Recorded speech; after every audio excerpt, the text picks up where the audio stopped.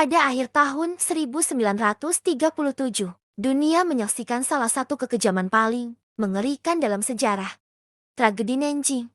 Selama 6 minggu, tentara Kekaisaran Jepang melakukan pembantaian brutal di ibu kota Tiongkok saat itu, membunuh lebih dari 300.000 orang dan meninggalkan luka sejarah yang masih membayangi hingga hari ini.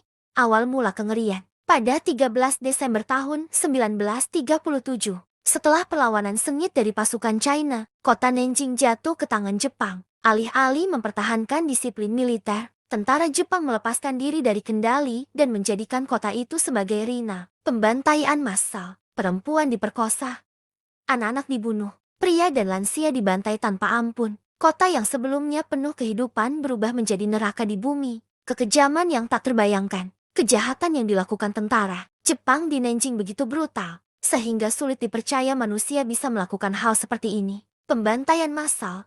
Ribuan pria ditangkap, digiring ke tepi sungai atau lapangan terbuka, lalu ditembak, dipenggal, atau dibakar hidup-hidup. Perlombaan pemenggalan kepala. Beberapa tentara bahkan mengadakan kompetisi untuk melihat siapa yang bisa memenggal kepala paling banyak dalam waktu singkat. Perkosaan tanpa batas.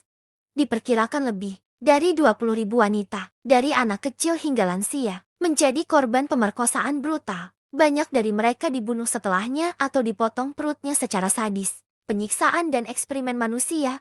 Beberapa korban diiris hidup-hidup, ditusuk dengan bayonet, atau dijadikan objek eksperimen sadis. Dunia yang bungkam dan upaya penghapusan sejarah. Setelah Jepang kalah dalam Perang Dunia II, banyak pelaku kejahatan tragedi Nanjing lolos dari hukuman. Beberapa pemimpin militer diadili, tetapi banyak lainnya tetap hidup bebas tanpa pertanggungjawaban. Yang lebih menyedihkan, pemerintah Jepang hingga kini masih berusaha menghapus jejak sejarah ini. Beberapa buku pelajaran di Jepang bahkan menyamarkan atau menghilangkan tragedi Nanjing dari kurikulum sekolah.